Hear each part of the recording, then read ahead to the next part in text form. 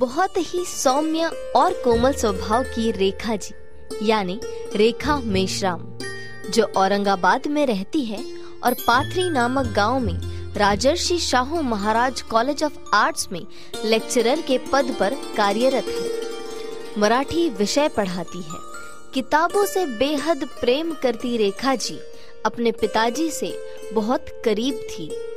पढ़ने लिखने की जिद कभी नहीं छोड़ी। एमफिल कर चुकी है, लेकिन शादी के बाद भी पढ़ती रही। बच्चे को, परिवार को संभालते हुए और नौकरी करते हुए भी आज भी उनकी ये जिद रुकी नहीं है। आज भी उनकी पढ़ाई जारी है। अब वे पीएचडी कर रही है। डॉक्टर बाबा साहब आम्बेडकर लिखित किताबों से उन्हें प्रेरणा मिलती है। रमाई नामक एक फाउंडेशन उन्होंने बनाई है जो महिलाओं के अधिकारों के लिए काम करती है और उसी की एक मासिका भी निकलती है जिसका नाम भी रमाई है। स्वागत है आप सभी का आवाज इंडिया टीवी के इस शो पर जिसका नाम है हम बेटियां सावित्री की। आज की जो हमारी मेहमान है उनका नाम है रेखा मेश्राम, जो कि औरंगाबाद की रहवासी है और औरंगाबाद के पाथरी गांव में राजर्षि Shahu Maharaj college of arts में मराठी की लेक्चरर है और एक सामाजिक कार्यकर्ता भी है। आइए उनसे मिलते हैं और बातचीत करते हैं। Ma'am, welcome to our show. सबसे पहले जो मैं आपसे जानना चाहूंगी वो बहुत ही महत्वपूर्ण व्यक्ति है जिनके बारे में मैं जानना चाहूंगी। वो होते हैं हमारे माता पिता, जो हमें संस्कार डालते हैं तब जाके हम यहाँ तक पहुँचते हैं। तो आपके घर परिवार, आपके माता पिता के बारे में और आपके बचपन के बारे में हमें कुछ बताइए। देखिए, बचपन के बारे में तो ऐसा है कि मेरे माता पिता जो है वो भंडारा जिले के पाथरी गांव से है। यहाँ पे सर्विस के लिए मेरे पिताजी आए औरंगाबाद में। दोनों भी एजुकेटेड है। बिल्कुल, मैं आपके माता पिता के नाम भी जानना चाहूँगी। बिल्कुल, मेरे पिताजी का नाम है कचरूजी मेश्राम और मेरी माताजी का नाम है भागवताबाई मेश्राम। दोनों भी एजुकेशन फील्ड के हैं, लेकिन ऐसा होता है ना कि हमारे यहाँ पे जो परिस्थितियाँ होती है वो इस तरह की नहीं होती कि आप आगे चढ़ के कुछ करो, ऐसे नहीं होती है। तो कुछ फैमिली के प्रॉब्लम्स रहते हैं, कुछ ऐसे, इसलिए उनका जो एजुकेशन है वो स्टॉप हो गया।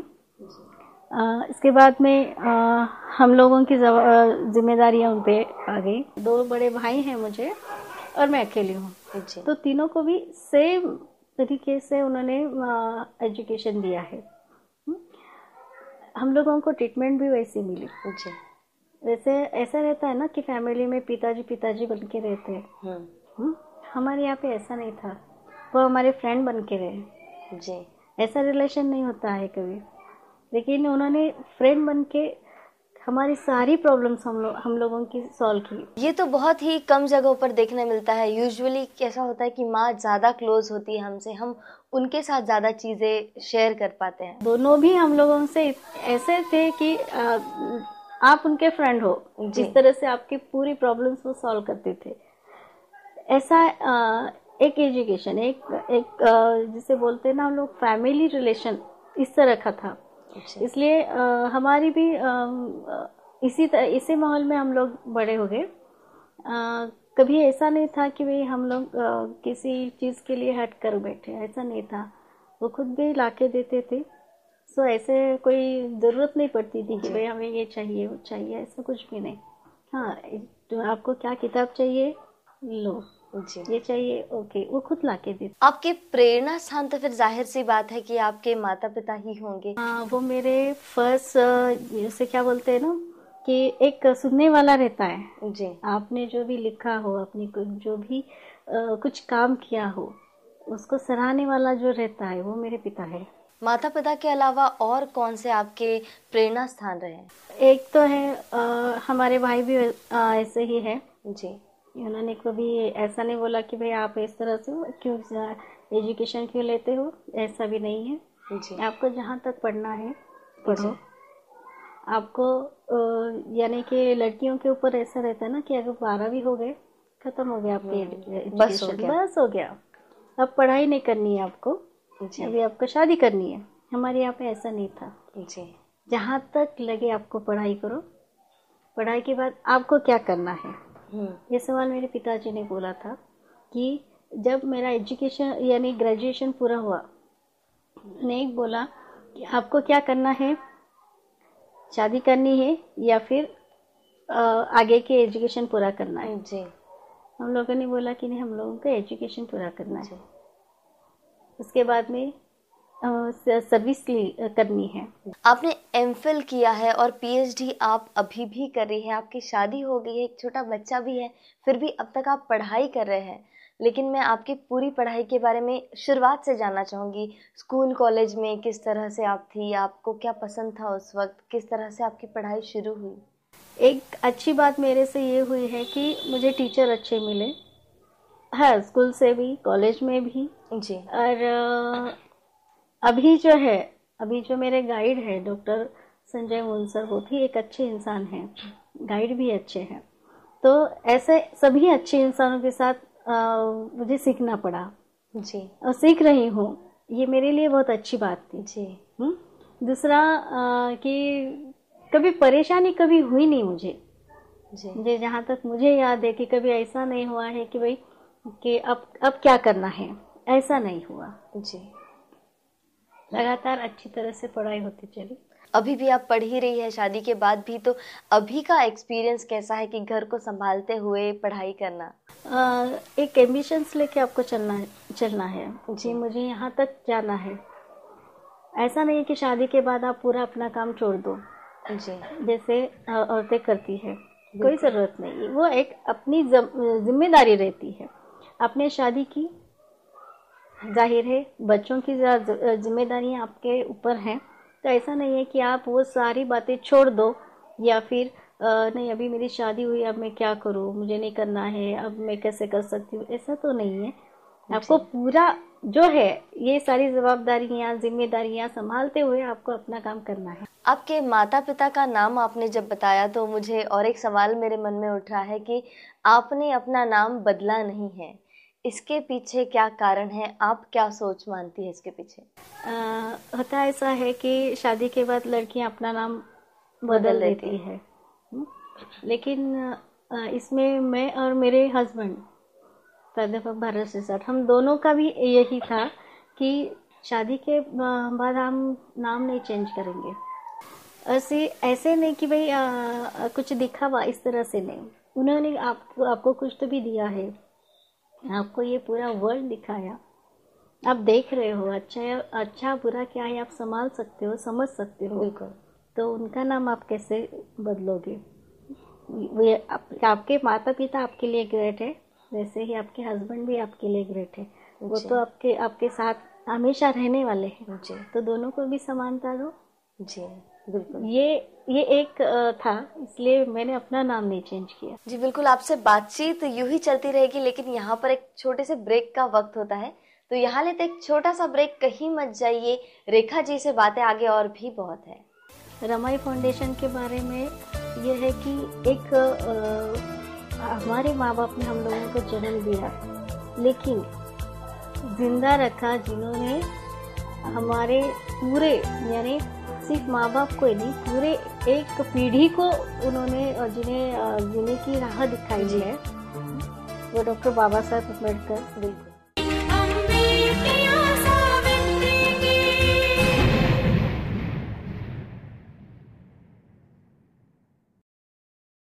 ब्रेक के बाद फिर एक बार स्वागत आप सभी का। हम बातचीत कर रहे हैं रेखा मेश्राम जी से, जो कि औरंगाबाद में है और एक लेक्चरर है, मराठी पढ़ाती है। मैम, फिर एक बार वेलकम करना चाहूंगी आपका। हम बातचीत जैसे कर रहे थे, अब तक आपके बचपन के बारे में जाना, कहाँ तक आपने पढ़ाई की, किस तरह से इंटरेस्ट लिया वो जाना, लेकिन आपके मेन इंटरेस्टिंग सब्जेक्ट्स कौन से रहे, आपकी पसंद क्या थी, कौन सी नापसंद थी, क्या जो बचपन में जो पसंद होती है वो बड़े होने के बाद जैसे बदलती है, क्या ऐसा कुछ हुआ? जी हाँ, हुए हैं। बचपन में ऐसा लगता था कि मैं सिंगर बन जाऊँ। जी। गाने गाते थे। दूसरा मुझे ड्राइंग पसंद थी। जी। फिर एक अच्छी स्टोरियाँ पढ़ते पढ़ते अच्छी किताबें पढ़ने का शौक हो गया। जी। इस तरह से बदलते बदलते यहाँ तक आ गए। क्या मैं कोई एक दो ऐसी किताबों का नाम आपसे जान सकती हूँ जो आपको हमेशा प्रेरणा देती है, जिनसे आपको प्रेरणा मिलती है, या फिर आपको लगता है कि ये किताब मैं हमेशा पढूं? मुझे सबसे ज़्यादा प्रेरणा देती है जो डॉक्टर बाबा साहब अम्बेडकर की जी जो उनके भाषण थे जी। वो पढ़ने का मुझे बहुत ये है शौक है। मुझे ऐसा लगता है कि उससे कुछ तो भी जीने की जो रहती है एक रास्ता मिलता है। जी। आपको क्या किस पथ से जाना है जी। उसके बारे में आप अगर उस तरह से पढ़ाई करें जी कि वही किताबें आप पढ़े तो मुझे लगता है वो ठीक है। तो इस तरह से सिंगिंग से लेकर आपकी रुचि किताबों तक पहुंची, लेकिन टीचिंग के प्रोफेशन तक आप कैसे पहुंची ये भी मैं जानना चाहूँगी। आपका एक्सपीरियंस जानना चाहूँगी, जिस तरह से आपने टीचिंग शुरुआत की और इतने वर्षों से अभी आप पढ़ा रही हैं। टीचिंग के बारे में ऐसा है कि मेरे पिताजी मुझे बहुत अच्छी तरह से पढ़ाते थे। जी। उनका मैथ्स बहुत अच्छा था, तो उनकी स्टाइल मुझे अच्छी लगती थी। और नेचुरली पढ़ाई किसी को पढ़ाना ये भी अच्छा लगता था और ऐसा लगता था कि मैं ऐसे हो जाऊं। टीचर्स मतलब एक रोल मॉडल होती है, काफ़ी सारे स्टूडेंट्स के सामने, काफ़ी सारे बच्चों के सामने एक बड़ा एग्जाम्पल होती है। आपके सामने काफ़ी सारे बच्चे होते हैं जो आपको देख के सीखते हैं। बच्चे रहते हैं, बहुत ज़्यादा भी रहते हैं, लेकिन उनकी एक ये रहती है कि भाई उनको कुछ तो भी देना चाहिए। जी। ये जवाबदारी रहती है, जिम्मेदारियाँ रहती हैं आपकी कि अगर एक भी स्टूडेंट हो या फिर संख्या से ज़्यादा भी स्टूडेंट हो तो आपको उनको सही रास्ते पे चलने का एजुकेशन मिलना चाहिए। जी। ऐसे सिलेबस तो हम लोग पढ़ाते हैं, लेकिन पढ़ाई उस सिलेबस से भी ज़्यादा आपको उनको और ज़्यादा देना चाहिए। इस तरह से मेरा एजुकेशन रहता है। मैं इस तरह से पढ़ाई उन बच्चों को पढ़ाती हूँ। तो उनकी उम्मीदें बढ़ जाती है कि भाई मुझे अगली क्लास में क्या और मिलता है। ये तो आपके प्रोफेशन की बात है, लेकिन सोशल वर्क भी बहुत ही अहम हिस्सा है जिंदगी का। प्रोफेशनल लाइफ तो सभी जीते हैं, और जिस प्रकार से आपने अपनी सोशल लाइफ शुरू की, रमाई फाउंडेशन है आपका, वो आपने किस तरह से शुरू किया, कब शुरू किया और कैसा एक्सपीरियंस आपका रहा? रमाई फाउंडेशन के बारे में ये है कि एक हमारे माँ बाप ने हम लोगों को जन्म दिया, लेकिन जिंदा रखा जिन्होंने हमारे पूरे, यानी सिर्फ माँ बाप को ही नहीं, पूरे एक पीढ़ी को उन्होंने जिन्हें जीने की राह दिखाई है, वो डॉक्टर बाबा साहेब अम्बेडकर। बिल्कुल। बोधिसत्व डॉक्टर बाबा साहेब अम्बेडकर जी हैं, और बुद्ध है जी, फुले जी है जी, बिल्कुल बिल्कुल, और सावित्रीबाई फुले जी। इन सारों की एक जवाबदारियां हम पे है। बिल्कुल है। अगर हम लोग पढ़ाई करते हैं तो ऐसा नहीं है कि हम लोग सिर्फ अपने फैमिली के बारे में सोचे या फिर अपने आप के बारे में सोचे। ये अपनी एक जवाबदारियां होती है, जिम्मेदारियां होती है कि आने वाली पीढ़ी के लिए आप क्या दे रहे हो। बिल्कुल। उनका काम हम लोग स्टॉप नहीं करेंगे। अगर उन्होंने आपको इतनी सारी बातें दी हैं तो आपकी जवाबदारी ये है कि आप उनको, उनका जो काम है वो आगे की पीढ़ी के सामने रखें। जिम्मेदारी ट्रांसफर होती रहती है एक पीढ़ी से दूसरी पीढ़ी तक। जी। और करनी चाहिए, करनी चाहिए, विचारों की धारा रहनी चाहिए इस तरह से। जी। नहीं तो आज अगर आप देखोगे कि साइबर के इस सारे माहौल में बच्चे गलत तरीके से जा रहे हैं। बिल्कुल। तो हम लोगों का ये था कि फाउंडेशन के द्वारा सारी महिलाएं जो है टीवी सीरियल्स, इस सारी जो भी बातों में उलझ रही हैं, अपना ज्यादातर वक्त वहाँ दे रही हैं, जाया करे, यानी अनावश्यक जो चीजें हैं वो देख रही है। जो भी मैसेज चाहिए बच्चों को देने के लिए वो नहीं होता है। तो उनके लिए स्टेज मिले, बिल्कुल, अपने विचार रखने के लिए स्टेज मिले, अपनी कुछ इस तरह से है कि किसी को कला गुण किसी के अंदर रहता है तो उनको प्रेजेंट करने के लिए एक मंच नहीं रहता है। तो वो सारा मंच रमाई फाउंडेशन का है। जी। इसलिए महिलाओं के लिए, महिलाओं की इच्छाओं के लिए, महिलाओं की जवाबदारियों के लिए, और खास करके फुले शाहू अम्बेडकर इस विचारधारा के साथ में रमाई फाउंडेशन अपना काम कर रही है। जो मासिक निकलता है आपका रमाई नाम से, तो उसमें किस प्रकार के कंटेंट्स आप रखती है? रमाई फाउंडेशन और रमाई मासिक ये दोनों भी बाबा साहब अम्बेडकर जी, फुले शाहू जी, इन सारी विचारधाराओं के साथ में चलता है। जी, हमारे मासिक में हम लोग कविताएं लेती हैं जी, किसी की कथा हो, किसी का कुछ लेख हो, इस तरह से चलता है। लेकिन एक विचार लेके हम लोग यहाँ पे आ रहे हैं। बिल्कुल। यहाँ पे कोई भी इस तरह से नहीं है कि भाई आप प्रोफेशनली इसमें उतरे हो। प्रोफेशनल हमारे यहाँ पे नहीं है। नहीं। हाँ, ये सबसे ज़्यादा इम्पोर्टेंट है कि आपको सोशल वर्क करना है, तो इस हिसाब से आपको चलना है। बिल्कुल। तो मासिक किस तरह से चल रहा है? कैसा प्रतिसाद मिल रहा है औरंगाबाद में इस मासिक को? मासिक को प्रतिसाद तो बहुत ज़्यादा मिलता है जी, बहुत ही। औरंगाबाद में वैसे इस प्रकार के जो मासिक है और भी निकलते हैं इस प्रकार से? महिलाओं के लिए नहीं निकलता जी, महिलाओं के लिए देखिए होता है कि एक जो रहता है ना स्त्री और पुरुष समानता, जी, वो नहीं दिखती ना। जी। तो औरंगाबाद में इस प्रकार के मासिक और भी निकलते हैं या फिर यही एक मासिक है रमाई? विचारधारा बदलती नहीं है। तो इसके लिए ऐसा है कि महिलाओं के लिए कुछ करे तो मासिक है, ना कि सिर्फ किचन में आप रहो। कुछ विचारों के साथ भी चलना चाहिए। बराबर है। तो इसलिए अपना मासिक है। जी, बातचीत मैं आपसे यूं ही करती रहूंगी और भी आपके बारे में जानना बाकी है। यहाँ पर एक छोटे से ब्रेक का वक्त होता है, तो यहाँ लेते एक छोटा सा ब्रेक। कहीं भी मत जाइए, हम बेटियां सावित्री की कार्यक्रम आगे जारी है। कि आप अपना टाइम मैनेज करो जो भी है, क्योंकि एक रहता है ना कि जो बुद्ध ने कहा कि अंतिम सत्य ये मृत्यु है। जी, है ना? बिल्कुल। तो आप उनको देखो।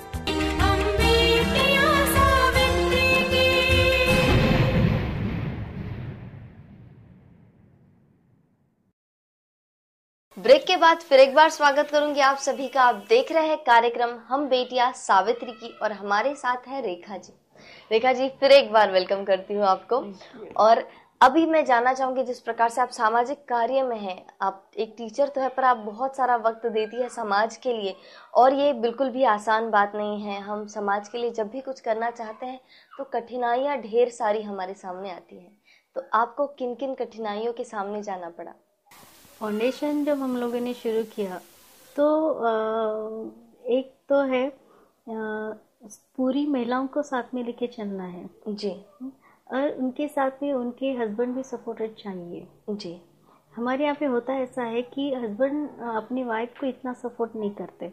जी, तो ये भी एक बात है। और दूसरा है कि हम लोगों ने ये सोचा था हमारे फाउंडेशन में कि सारी यानी कोई भी भेद हम लोग यहाँ पे नहीं रखने वाले हैं।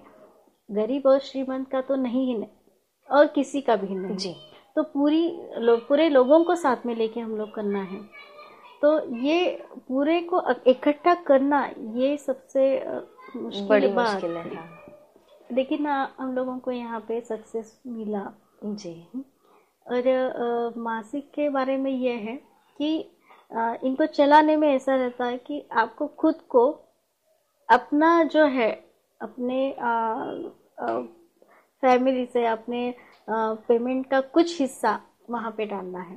जी, किसी के ऊपर आपको निर्भर नहीं रहना पड़ता है, तभी आप पूरी जिम्मेदारियाँ संभालते हो। ये एक बात रहती है। ये हम लोगों ने मैंने और अपने मेरे भतीजे ने एक ही बात हम लोगों ने ये रखा है कि बाबा साहब ने हम लोगों को ये बोला कि आपके पेमेंट का कुछ हिस्सा दान कर दो, 20%। लेकिन विचारों के साथ हम लोगों को देना है। और इस तरह से हम लोग ये कर रहे हैं। बिल्कुल सही बात है। आपने बताया कि हस्बैंड का साथ होना बहुत ज़्यादा ज़रूरी है। कोई भी हमारे घर के जो मेंबर्स हैं उनके सपोर्ट के बिना हम कुछ नहीं कर सकते। तो आपको जो सपोर्ट करने वाले व्यक्ति है, जाहिर सी बात है आपके हस्बैंड भी है, और कौन कौन आपके सपोर्ट में हमेशा रहे हैं? नेचुरली प्राध्यापक पारसी सर जो मेरे पति है। शादी के पहले मेरे पिताजी ने, मेरे माँ ने, हम लोगों को, हमारी पूरी फैमिली ने, हमारा जो भी है सारे एजुकेटेड हैं, तो उनका सपोर्ट तो है ही, लेकिन शादी के बाद में सबसे ज़्यादा सपोर्ट मिला मेरे पति का जी, क्योंकि विचार दोनों के मिलते हैं, हम लोगों की सोच एक है, काम भी एक ही है जी। तो ऐसा नहीं कि मैं शादी हो गई खत्म कर दो ये सारी बातें, अपनी फैमिली संभालो, अपनी नौकरी संभालो, खत्म बात, इस तरह से नहीं है। तो इस तरह से ये सारी सोच लेके हम लोग चल रहे हैं, तो सपोर्ट नेचुरली वही है। मैम सपोर्ट तो बहुत ही इम्पोर्टेंट थिंग है, उसके बिना कुछ हो ही नहीं सकता, अकेला इंसान कभी कुछ नहीं कर सकता, लेकिन वक्त भी बहुत उतना ही महत्व रखता है। तो आपने अपनी जॉब, अपना परिवार, घर, ये सब मैनेज करते हुए वक्त को कैसे क्या मैनेज किया, टाइम कैसे दिया समाज के लिए? हमारे फाउंडेशन में जो मेरी हमारे साथ में है दैवशाला गवंदे, शोभा खाड़ी, ललिता खड़से, विवेरंदा पवार, ये सारी महिलाएं ऐसी हैं जिनके हस्बैंड उनके साथ में हैं, वो दोनों मिलके चलते हैं जी। बिल्कुल। तो कॉलेज के बाद उनके साथ में रहती हूँ थोड़ा वक्त, जो भी मुझे मिलता है जी। और ज़्यादातर कॉलेज में रहता ही है, लेकिन इसके अलावा उनके साथ में रहती हूँ। और हमारी टीम इस तरह की है कि पूरे लोग अपने आप को समाज कार्य के लिए दे रही हैं जी। तो इस तरह से टाइम मैनेज हो जाता है कि आप अपना टाइम मैनेज करो जो भी है, क्योंकि एक रहता है ना कि जो बुद्ध ने कहा कि अंतिम सत्य ये मृत्यु है जी, है ना? बिल्कुल। तो आप उनको देखो, आप जीना सीख जाओगे। बिल्कुल। आप वो चीज़ें याद करो, आपको जिंदगी में सारी बातें अच्छी तरह से मैनेज होगी। बिल्कुल।